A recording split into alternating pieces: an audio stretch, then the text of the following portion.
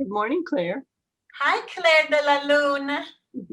Buongiorno, che si dice? Oh, you're wearing lipstick. My lips get dry staying in the house. Yeah. Right. They're peeling off. Hi, and everybody, this is Rusty Browder. You may know her from the Senior Center. She's joining us today. Hi. Hi. So we have, why don't we go around and introduce yourselves a little bit? Claire? Claire Western. I enjoy this class very much. I'm learning a lot, but it's my poor hands. I can't do very much. Oh. We all do what we can. Leah? Hi, shalom, manishma. Akol beseder. I'm new to this, to quilting. I've never done quilting. I always thought quilting didn't look challenging. It looked like, but now I'm finding out it's very challenging, and I love challenges. And Joyce is the best teacher, and I hope to start to contribute in the future. Good. So Leah has made a lot of math, so she says more than she likes to admit. I guess, yeah. Betty? Betty Lou from Brighton. Rusty, I'm the one that picked up the material that you left for me on the porch. So I made tons of masks, with that material. I was able to donate it to a daycare center, and then there's a shelter, here in Brighton. And so, thank you for your contributions. Mm-hmm. And you know what? Quilting is a challenge, Leah. Betty's the one who did the stars for the Stack-A-Mack quilt. I don't know if you've seen that one yet, Rusty. Let's see. Mm-hmm. Okay. And I have to add one more thing. Joyce, if I know you don't like compliments because you're very humble. I should learn from you. But if it wasn't for Joyce, y'all, I wouldn't be so turned on about quilting. And I wish that I could have you for every subject in school when I was little. I put some slides together to talk about sort of an introduction to bargello to get our feet wet here. So this is a piece of bargello, the original stuff, and this is needlepoint. So you can see you go over one or two holes in your needlepoint canvas, and you just line them up like that, and then the design moves. So you follow one color, and you see how you're changing your stitches. So the first piece of bargello I ever did was needlepoint like this, and it's based on some old chairs that were found in the museum in Florence. It's called the Bargello Palace, the Palazzo Bargello. So here's some diagrams of what those are looking like.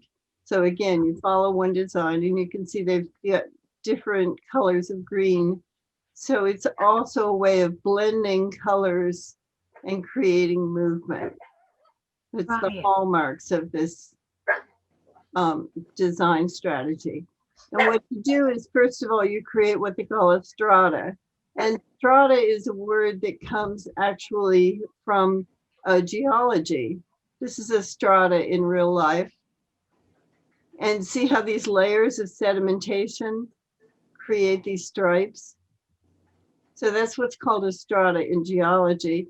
So we create a strata in fabric by putting stripes together. And you can use all one tone, any combination that you want in order to make your strata. And then we're going to cut that up and create movement. Oh, wow. So you slice that, and then you move it. So you see the purple would have gone up here, but since that's the end of your work, you put the purple down at the bottom.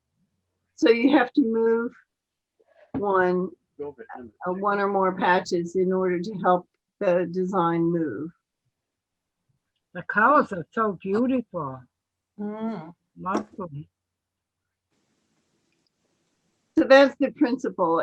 But it's not an easy technique. You know, when you were talking about, is it challenging? This is challenging to me too. So, you know, in every piece that you do, there's some little point of challenge that you need to work on. And I wanted you to start with a small piece. So I made this piece to show you that you can do it fairly simply. Ricky Timms is a designer. He's also a musician, and he has a number of things on the internet. So you can see videos by Ricky Timms on YouTube. And this is a really nice book. If you're interested in the technique, once you've seen it, I do recommend this book. He has his own stories in it, and he has a lot of good hints about blending colors and creating the movements. You can see he has more interesting movements here in this piece that's on even on the cover. So the principles we're going to talk about today are blending the colors, creating movement, and showing your own creativity.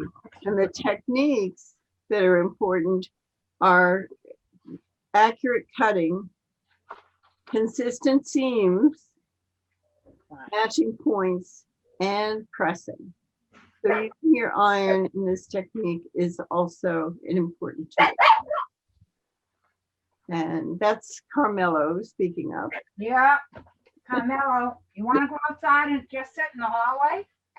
Come on, just sit in the hallway and see what's going on. So I'm, by the way, the reason I'm not muting her is that she would need to unmute it, and I know she doesn't know how to unmute it, so I'm not going to worry about it too much. Okay. So anyway, so I went through and tried to find 4 fabrics that I'd like to blend together. And there's just a couple of trials here. You can see you could do almost anything. And it could have a decided pattern to it or not. This is the one I decided to work with because I like the way the yellows and the purples sort of work toward each other. That's very suffragist, actually. Wow, beautiful. So they start off by cutting squares, and he Right. says cut squares that are like 18 to 22 inches, which would be, you could get those out of a fat quarter. I had this really nice piece of material, but the biggest piece I had was 9.5 inches wide. So we'll call it 9.5 inches wide. There's no particular rules to this, okay? So I used this as my sizing base and made 9.5 inch squares of each of these fabrics. And the first thing you do is you assemble them into 2 pairs, and they tend to work nicely. For your first piece, I'd recommend you do something like this.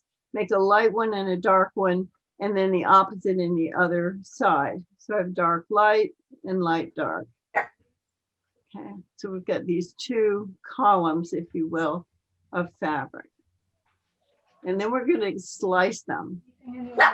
And what Ricky suggests is you start with 1, 1.5, 2, 2.5, and then just make sure that your last piece is bigger than the previous piece.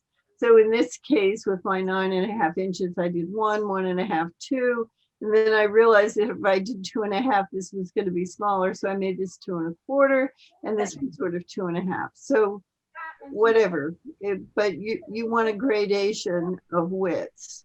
And you see I've got a mirror image on the other side. 1, 2, 1.5 here, 2 here.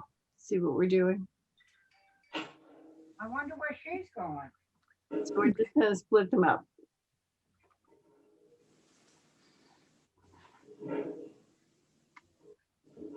Now comes the interesting part. We're going to start blending them. And the way he recommends blending them is to take the skinny one and move it over between these 2 widest ones on the other side.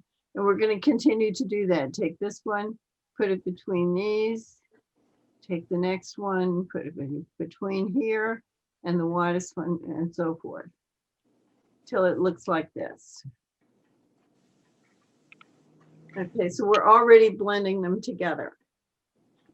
And now we're going to start putting those strips together. So remember I said every time you put 2 pieces together, you look for the critical match point. So what's the critical match point? If we take these two pieces and put them together, what's our critical match point?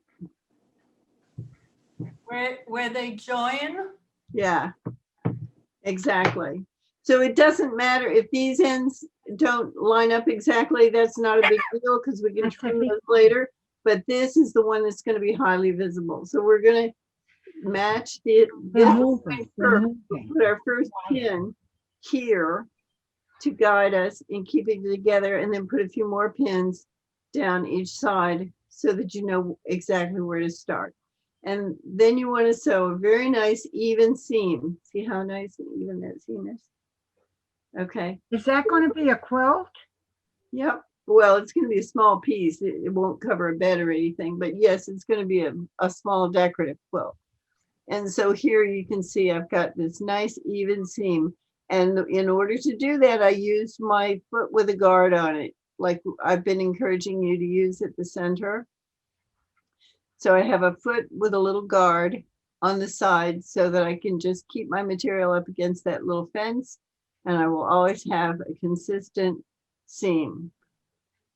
Okay. Is that cotton material, Joyce? Yes, it's all 100% cotton. Wow, it's so So neat. now when you're making a strata, you want to make sure that it's going to come out as a perfect rectangle or a perfect square. So keeping every strip consistent is important. So here I am with my consistent seam, and now I'm pressing it. You notice I've got the right sides together and I'm pressing it this way. Why? Because it helps to set the thread into the fabric better. So it's a trick for bargello in this kind of piecing. What do you mean by, Way.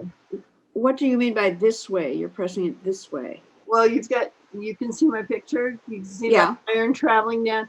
You see the two right sides are together. I haven't opened it up yet. Okay. I haven't opened it up yet. I'm pressing the thread into the fabric first. And now I'm going to open it up and press it flat open. Okay. Okay. And it just helps to seat the thread better so that the piece stays rectangular. But you're not worried about the underneath seam, you're not opening it, it's just whichever way it goes underneath.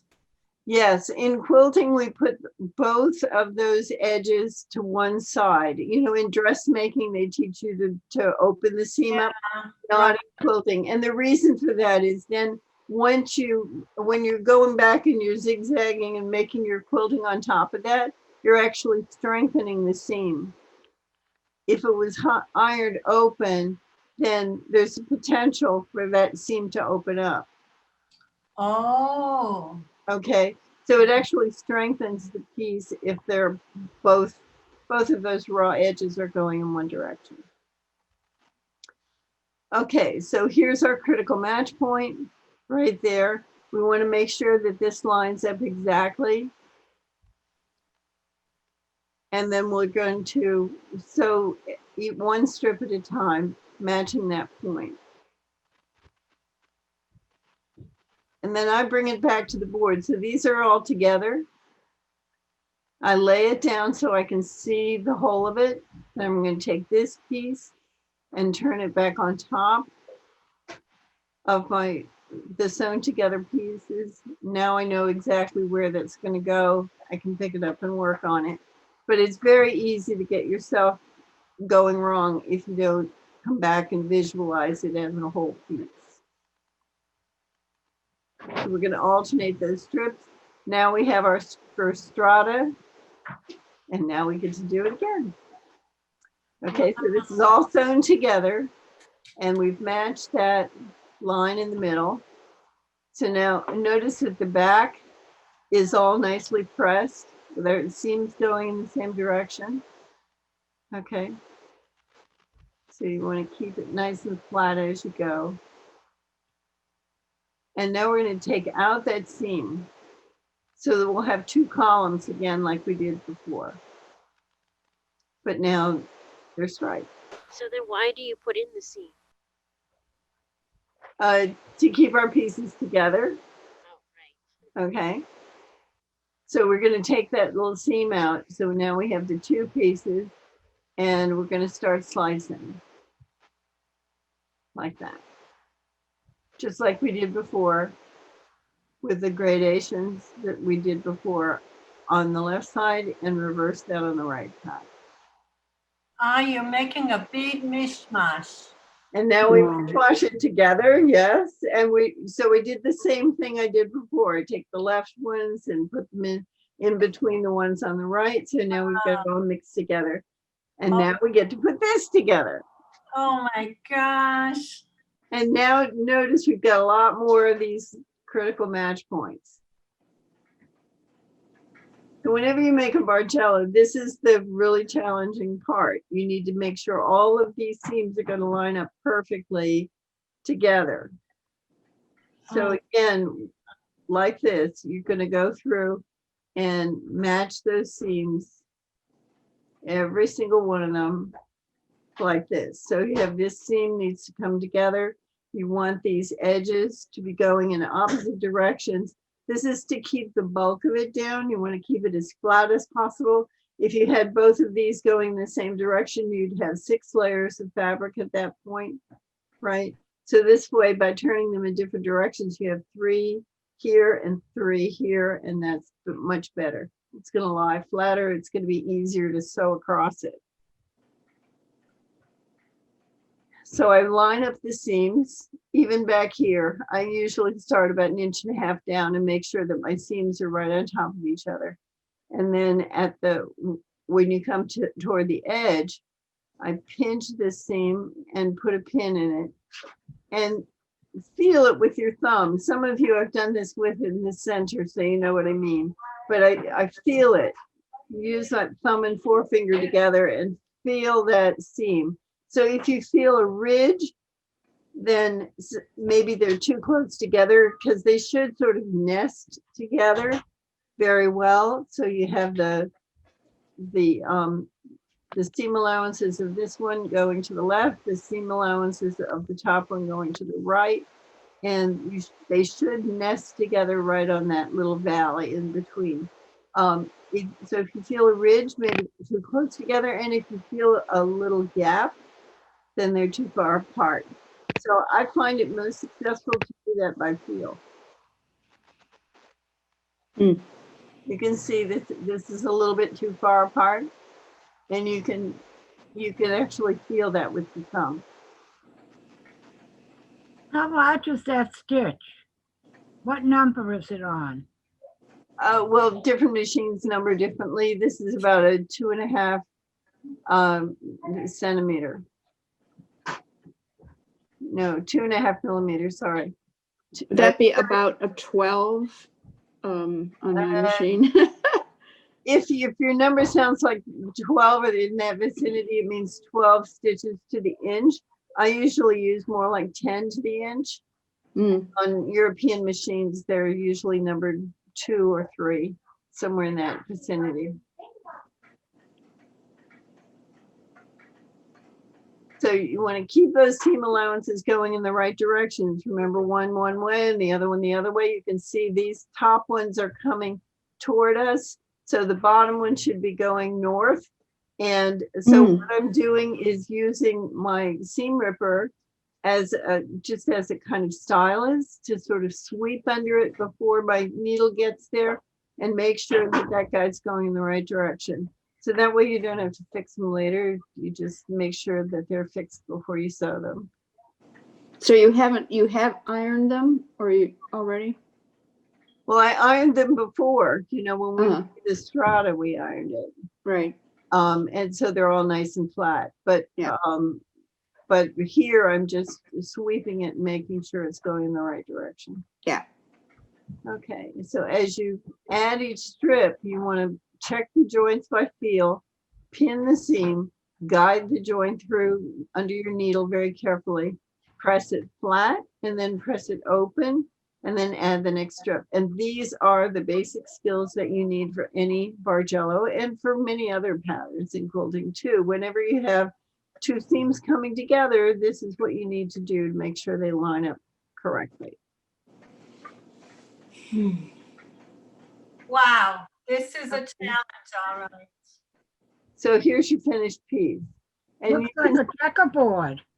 yeah, it does look a little like a checkerboard. And of course, you can make a checkerboard. We made it variable distances, but they don't have to be. It could be all the same distances. But these are the critical match points. And you can see if they were off, we would notice, right? So that's why they're critical, is that you're going to notice these. And if you don't get them right, you're going to want to take it out and do it again. Now, the other thing I want you to notice about this is this piece is pretty darn square. It was off by about 1/8 of an inch, which was, I was saying, whoa, that was wonderful. You know, and that's why I want you to start by practicing on a smallish piece like this, because that's the acid test. Is it square? Did it run cockeyed? And the things that'll make it run cockeyed are if you stretch the material, or if you don't have consistent seams. Because if your seams are not consistent here, you can see that will go cockeyed pretty fast. Wow. Mm-hmm. I do for a binding around. Well, this is what I did. Oh, Oh. You know, ours is not gonna look like that.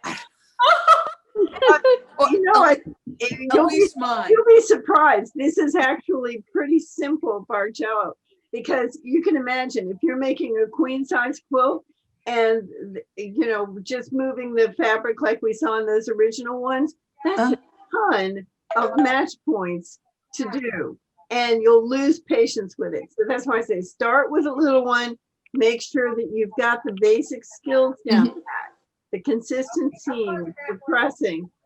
Do that with a little piece and you'll be very happy with it. If you start out with a queen size quilt, you're going to be swearing at it and you'll probably never finish it. So if the pieces are all more similar, those are the easier ones, right? When the pieces are almost the same size? We started out with 4 9.5-inch squares of fabric. That's what I did in the beginning. I had made a 9.5-inch square of this one, and this one, and this one, and where's my other one? This one. This is the other. And this is the one that all I had was 9.5 inches square. So I said, fine, that's what we're doing.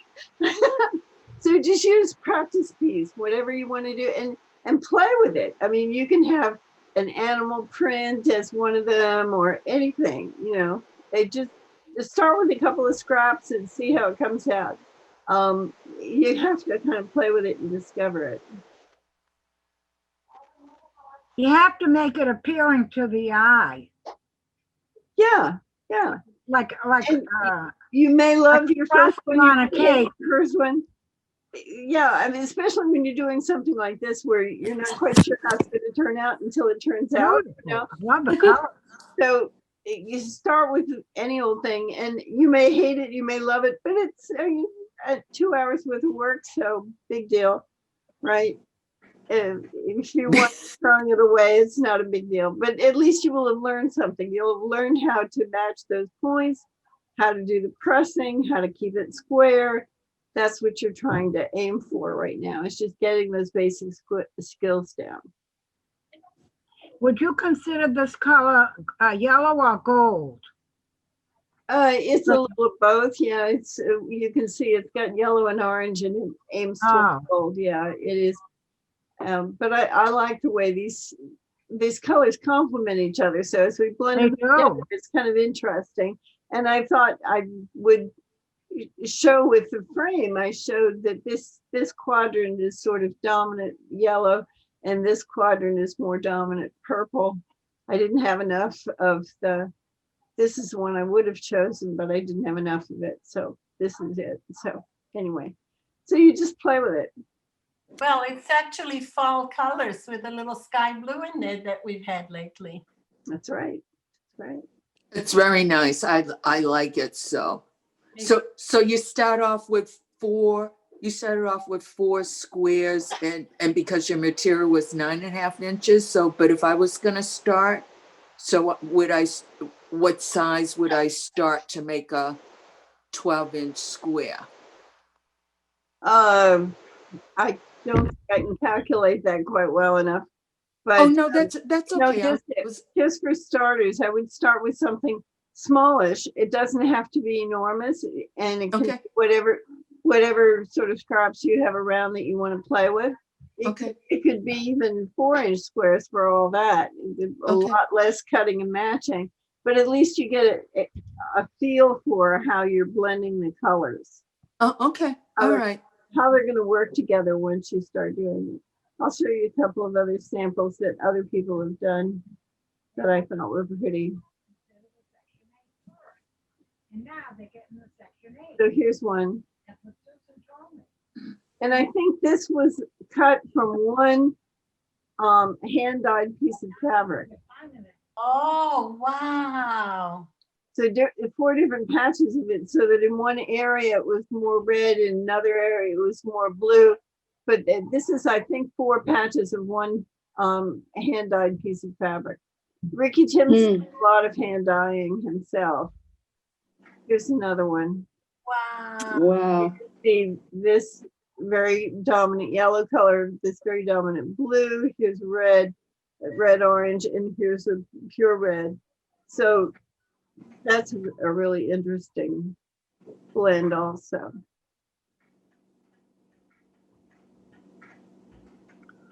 Oh, This one had Oh, fabric with wow. this dominant swirl to it. So when she sliced it, you can see how it just kind of opened it up, or it almost made it look like it's behind a grid, a window grid. wow. Looks like spin art. Yeah, Yeah, but Very- this, Joyce, this looks more challenging because she was able to keep the main patterns of like swell tide, the tide swell, you know? right. But remember, this was one piece of fabric and she sliced it. Wow. Okay, so this and this were adjacent to one another. And she sliced it and put this other intervening piece in between. Oh, wow. So that does keep the pattern consistent. So you can see if you had an animal print or something else underneath it. Yeah. Oh, But yeah. try something no bigger than a baby quilt.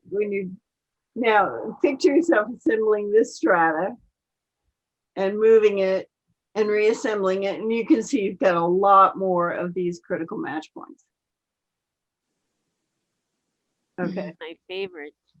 So, and I have made 2 queen size quilts. No, 3 queen size quilts and 2 twins. Oh, with bargellos. So I know whereof I speak. So, so be sure you're ready for this experience, is all I'm saying. Start with a small piece so that you practice and you're fairly sure that you know how to do this. Y'all know the famous Israeli artist Agam, Agam? No, I don't. I think they stole from his art. Look up Agam, Agam. Okay, Yeah. I will in a second. So here are a couple of other quilts. I love this one. Yeah. Isn't that pretty? It reminds me of the ocean. Yeah. Yes. The color blend and the movement, those are the hallmarks of bargello. It's a beautiful technique. I love doing it, but it's not for the unprepared.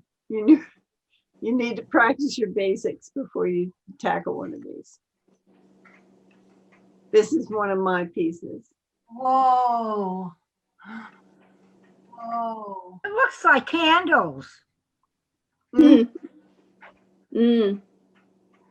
because the top look like flames. Yeah. Yeah.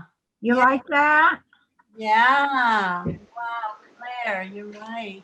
It also How do you looks like decide? a forest. Like, how do you decide how far you're going to move each strip, like to make the pattern? Well, you usually move it just one notch at a time. You move it one pattern square at once? a time. Yeah, but you see, if I follow the red ones, you can see how it moves. Yeah, it's like 3D. Yes. And then now all these narrow ones are different strata. So here I've got, if I just follow one color in the purple, no, I'm sorry, I'm following the wrong one. So here it's this one. All these narrow ones are a different motion. But they're all separated by one movement, right? Yeah, see, and then it goes up one and up one and off the page and down like that. Mhm. So they're just moving against each other as waves do, you know. So it's creating that motion.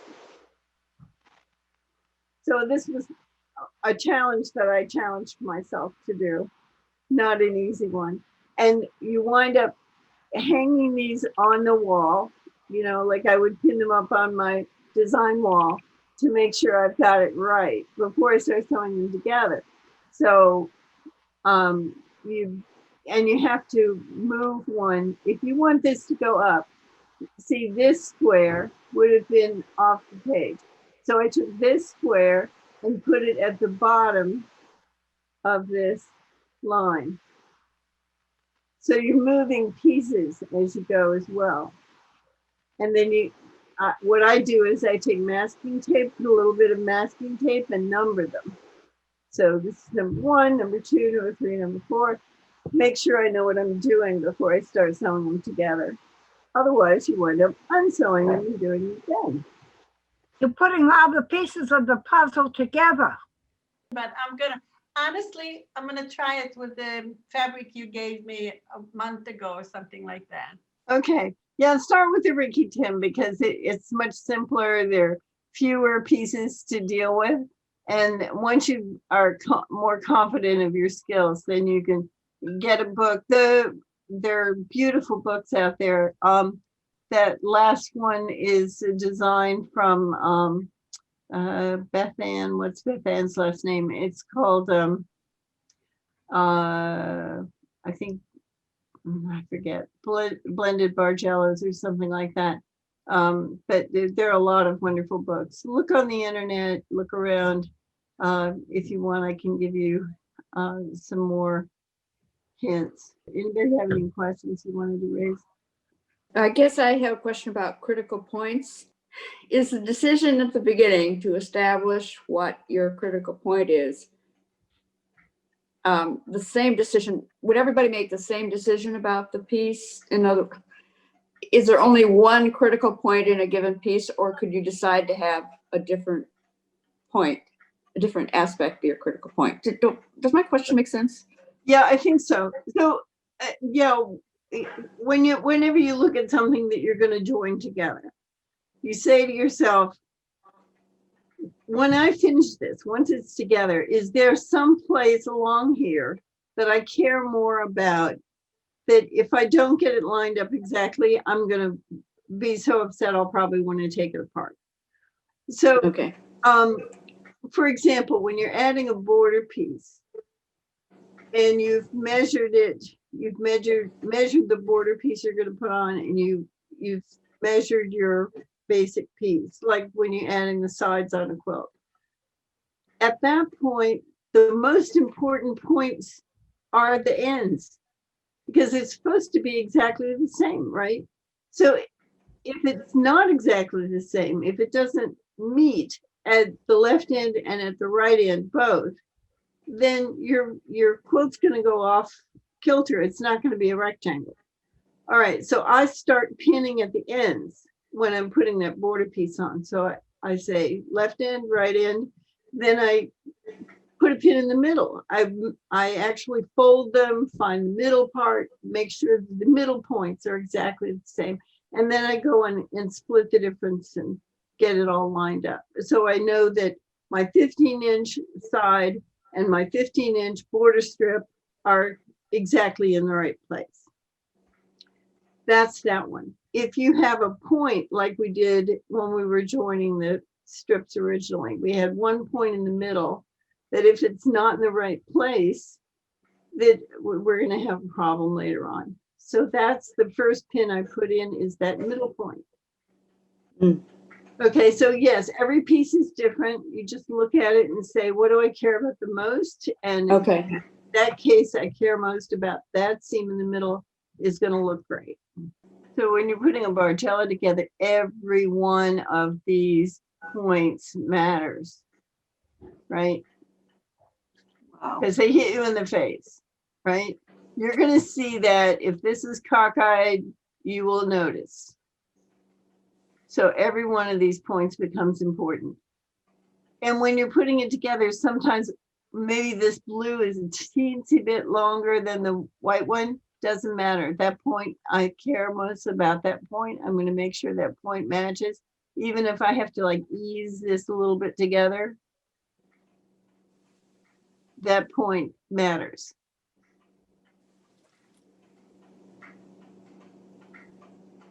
So it becomes a little feat of engineering to make sure that that works. Mm. Because one fabric might be a little more stretchy than the other one, whatever. But that point is what matters. And they can be absolutely gorgeous, but it does take work. So start small, practice your skills, graduate to a big one. Wow. But that mirage piece was one of my challenges to myself, was, to, you know, are you really ready to tackle a big quilt? That was basically what I was saying to myself. How many of you are going to actually sew one of these? This one or the first one? This or the star one that we had also. His Texas Star quilts. And in particular, Janet wanted to make one that's 60 degrees, the 6-pointed star instead of an 8-pointed star. And basically you do the same thing, but just with a different angle to it. So here's the 6-pointed star. Mm. So instead of a 45-degree angle, you're working with a 60-degree angle. But it's the same basic principle. You have these different fabrics that work together.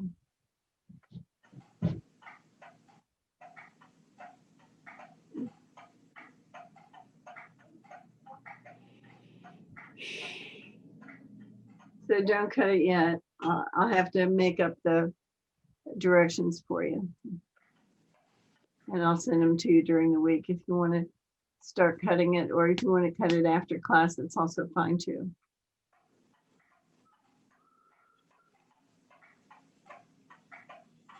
Yeah, I might make an attempt to make a small square bargello, but Okay, I wanted to show you jelly rolls.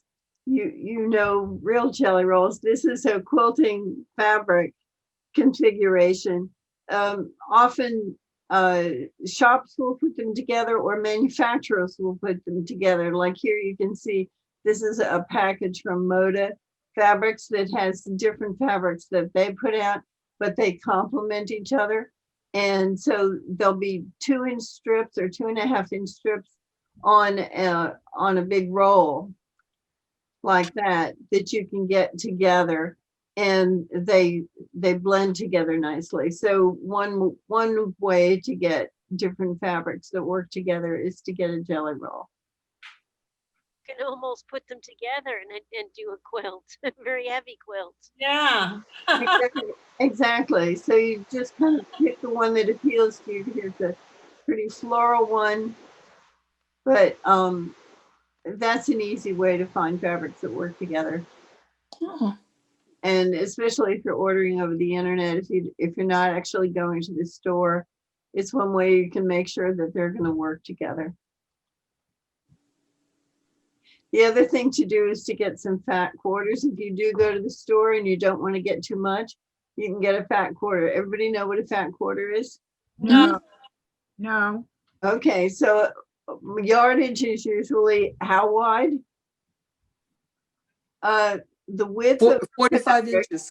is usually about 44, 45 inches. Oh, So what they do is they cut strips to make the jelly roll. They're 45 inches by whatever the width is, usually 2.5 inches by 45 inches wide, the width of the fabric. So when I say WOF on my slides, that stands for width of fabric, which is about 44, 45 inches. Okay, so if you're going to do a quarter of a yard is how much? 36 inches. 36 inches. So a quarter of a yard would be 8. No, 9 times 4 is 36. 9. right, it would be 9 inches by 45. So, and 9 inches wide is not terribly useful in quilting, right? And so it's going to constrain your choices of how you cut it. So what they do is they cut it in half. 36 divided by 2 is 18. So you get 18 inches wide, and then you turn it and cut it in half the other way, and you get 22 by 18. So 22 by 18 is what's called a fat quarter. It's not 9 inches wide, it's 18 inches wide, but it's only 22 inches long. Okay.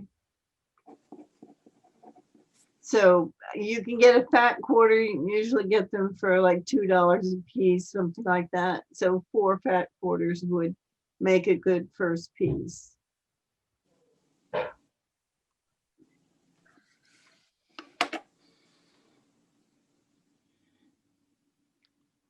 So, oh, here's an interesting one. This was made with a jelly roll. Wow. Oh, that's beautiful. That's almost like pastel, Yes, like paler colors of the true color. Beautiful. right. So you choose a fat quarter that appeals to you. Just Beautiful. So nice. if you want it plain. They have all kinds of jelly rolls. So And these are all sold at Joann's. yes, Joann's and lots of other places too. So, but Joann's is a great place to look, and there's one in Natick. There's the fabric place basement also in Natick, near the big Sears out there. The fabric place basement is a great place to look. There's also a thing called the Fabric Corner, which is in Arlington. Oh, very And- pretty. And there's Ryco Trim that you've heard me talk about before. They're in Providence, but they do sell things over the internet, as well as Joann's does. I order things from Ryco a lot. Here's another jelly roll quilt. Oh, lovely. Wow. So, and because it's all pre-cut to 2.5 inches, a lot of your cutting's already done. And what they've done here is just string even different pieces together. These are pieces. Here's one piece. Here's another piece. See what I mean? So they've just strung them together, but because they're complementary, they work. So, They are really neat, very pretty. yeah.